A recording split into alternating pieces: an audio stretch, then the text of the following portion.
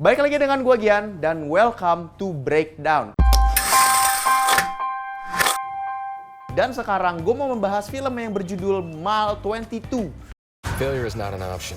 If we get him out, we save millions of lives. Ini adalah spoiler konten. Film ini bercerita tentang Silva, seorang agent Overwatch yang harus mengantar paket seorang intel yang bernama Lee Nur ke lokasi evakuasi, namun dijegat oleh militan lokal yang ingin mengincar informasi intel tersebut.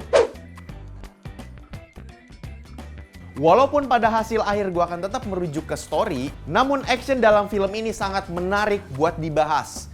Ayo kita masuk dulu ke dalam story-nya. Gua akuin saat pengenalan tokoh, entrance tokohnya masuk, itu di awal film cukup menegangkan. Karena di situ film berhasil membuat sebuah anomalitas yang cukup penasaran gitu, mana yang baik, mana yang jahat. Satu hal tentang konsep Overwatch di film ini udah ke-grab di filmnya. Dan spoiler alert, emang pas si Iko Lee Nur itu adalah ternyata triple agent, emang menurut gue secara personal itu agak original, agak fresh. Walaupun gue soalnya pas ngeliat bagian situ tuh nggak expect di sini karena menurut gue agak kurang di planting. Karena secara experience gue bener pas gue nonton tuh kaget kayak, ternyata si Iko tuh, si Lee Nur tuh triple agent. Tapi pas lagi gue gali juga, kaget gue di sini lebih karena out of the blue, karena tiba-tiba ada. Itu kayak bener-bener dipaksain dibikin plot twist yang ternyata dia bukan double agent melainkan triple agent gitu. Jadi di sini ada yang kurang digali dari kehadiran si Lee Nur yang bisa membuat cerita jadi kedongkrak secara puzzle-nya. Planting, ya seandainya anggota dari Overwatch atau at least si Silva sadar atau bisa menemukan petunjuk bahwa sebenarnya si Lee Nur adalah karakter yang multi-layer, film ini bisa memiliki rivalry, misteri, dan suspense ke dalam ceritanya. Karena sebelum klimaks, plot twistnya tuh jadi bisa ke build up. Jadi experience penonton kagetnya tuh lebih ke, pantesan A, pantesan B, jadi si A waktu itu tuh gitu. Experience kayak gitu tuh jadi bisa diciptakan. Sayangnya film ini memiliki sedikit planting dan clue bahwa si Lee Nur itu adalah ultimate antagonisnya. Panjang film, karisma Lee Nur yang dibangun itu terlalu good guy. Iya sih, dia itu adalah seorang triple agent, emang objektifnya itu di real world. Tapi di sini kan sebuah revealing itu kan membutuhkan sebuah kesimpulan. Agar momen utama dalam experience film ini bahwa sebenarnya main antagonis di film ini adalah karakter yang kalian paling suka, itu jadi lebih kerasa. Jadi di film ini kesimpulan yang dimana antagonisnya adalah karakter yang kalian suka ini terlalu tiba-tiba dengan yang memasukkan adegan orang Rusia yang melakukan meditasi yang sama dengan si Lee Nur. Itulah mengapa perlu dibuat sepercik info planting bahwa sebenarnya Lee Nur itu ada korelasinya sama orang Rusia. Kalau misalnya itu bisa dimainkan secara planting dan dimainkan secara smart, itu menurut gue bisa ngedongkrak banget, itu jadi keren banget sih secara story dan secara revealingnya. Si planting itu menjadi objektif sebagai faktor penguat agar si klimaks, si plot twist yang disiapkan di hidangan air tuh makin kerasa. Nah, ayo kita masuk ke dalam pembahasan yang emang gue suka banget nih, actionnya.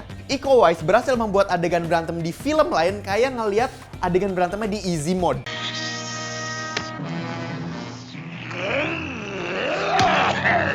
Kita lihat dari Merantau, The Raid 1-2, Headshot, dan Miles 22 ini. Jadi untuk penggarapan fightingnya di sini ada benang merahnya loh. Yuk kita breakdown apa sih yang spesial di sini? Well guys, di situ rahasianya mencakup 3 golden rules dari fighting scene di sinema. 1. Pertarungan yang grounded, environmental. Menggunakan lokasi dan properti di area sebagai elemen bertarung. Ini paling krusial dan fundamental karena dengan ini alur bertarung jadi fleksibel, natural, kondusif. Bisa terjadi di mana saja, bisa terjadi kapan saja. Nomor 2, disadvantage, posisi lemah. Sebuah pertarungan yang epic melibatkan kesusahan yang dialami dan dilalui oleh tokoh kita. Lihat dalam adegan bertarungnya Lee Nur di film ini. Selalu keborgol, nggak pakai baju, nyeker, nggak ada armornya. Kalinya memegang senjata, dia memakai senjata yang jelek, pistol, sedangkan musuhnya pakai AR, assault rifle. Filmmaker membuat situasi di mana tokoh kita tuh harus bertarung dengan jarak dekat karena terdesak. Yang ketiga, kontras, karena ini juga sebenarnya penting untuk aspek sinematografinya. Ada point of interest. Lah kan kalau bertarung tuh semua berjalan dengan cepat. Kontras ini tuh membuat kita sebagai penonton langsung klik mana tokoh utamanya di adegan yang super cepat ini. Coba kita perhatiin, saat musuh memakai baju gelap,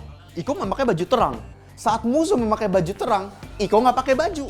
Dan kalau misalnya kalian emang familiar dengan teknik pengambilan gambar adegan fightingnya, bagaimana penggarapan adegan fightingnya. Sebenarnya si 3 golden rules ini itu diterapkan dan dipopulerkan oleh sang maestro Jackie Chan dalam adegan fighting di film lamanya, film dia yang masih film Hong Kong. Jadi guys, dalam film action itu perlu dibuat atmosfer dan kondisi bahwa sebuah pertarungan itu bisa terjadi kapan saja dan di mana saja. Di sini filmmaker perlu mengadakan namanya elemen of surprise, di mana kita akan kaget saat ternyata meja, keyboard, lemari atau kulkas itu digunakan sebagai medium bertarungnya mereka. Karena di situ kita bisa menciptakan sebuah pertarungan yang lebih grounded, environmental, di mana di situ kayak mensituasikan bukan kayak pertarungan di dalam ring, tapi pertarungan actual fight. Itulah yang membuat impact dari fighting scene-nya yang digarap oleh si Iko dan timnya terlihat mematikan. Karena memang itu berpacu dari si 3 golden rules-nya Jackie Chan. Kita ada Mark Wahlberg sebagai James Silva, Iko Uwais sebagai Lee Nur, Lauren Cohan sebagai Alice Kerr, John Malkovich sebagai Bishop Mother. Disutradarai oleh Peter Berg. Dia sutradara di balik filmnya Battleship, Lone Survivor, dan Hancock. Untuk cerita dan upayanya dalam dia membuat sebuah plot, itu cukup fresh menurut gue pribadi. Walaupun sangat-sangat dibutuhin banget planting yang menjadi emang faktor penguat dari plot twist yang disiapin di akhir. Tapi dengan menyerahkan adegan fighting koreografinya ke tim Iko dan para minions-nya, menurut gue tuh sebagai ide yang bagus. Karena di situ jadi ada sesuatu yang bikin kita langsung nyetik, oke ini mah film action. Dan di sini kita we're here for the action. Di sini bisa menciptakan sebuah action yang sangat harsh, grounded, brutal. Jadi untuk adegan fighting yang secara experience itu udah enjoyable banget. Untuk hasil akhir, gue kasih film ini 6 dari 10. Tapi nilai 6 ini lebih ke mengacu ke yang tadi gue bilang, storyline. Emang agak berat sih gue saat menentukan ini akan gue lihat sebagai apa. Tapi gue akan melihat di sini sebagai the whole aspeknya story.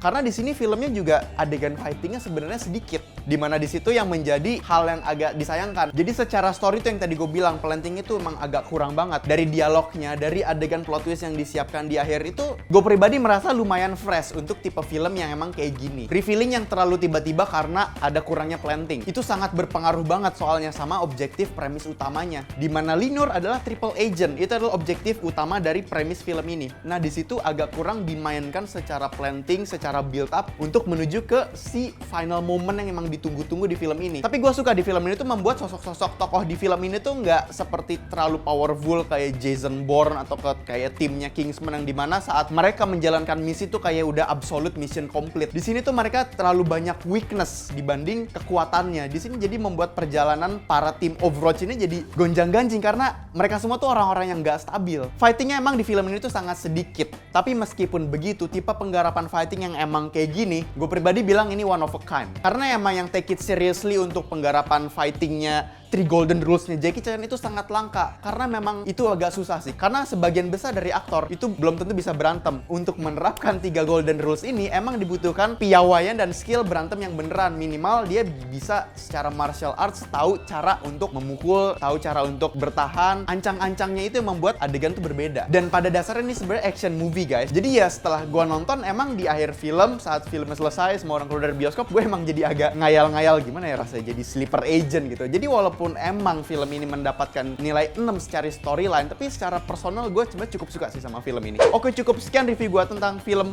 Mile 22. Kalau misalnya kalian punya pendapat tentang review gue, silahkan share pendapatnya di kolom komentar bawah. Kalau misalnya kalian punya pendapat sendiri tentang film Mile 22, atau punya rating sendiri tentang film ini, silahkan share pendapat kalian di kolom komentar bawah. Jangan lupa like, komen, dan subscribe ke channelnya Kincir Cinema Club. Kalau misalnya kalian punya semangat untuk review film dalam bentuk tulisan, lu juga bisa cek ke website kincir.com. Karena di situ kita ada artikel review film. Film ini juga ada artikelnya. Lu bisa share pendapat kalian ke kolom reviewnya. Jangan lupa share video ini ke teman-teman lu yang emang suka action, yang suka fighting, yang emang suka dengan fight choreographer, yang stuntman. Ayo kita breakdown film selanjutnya bersama gua Gian. Dadah.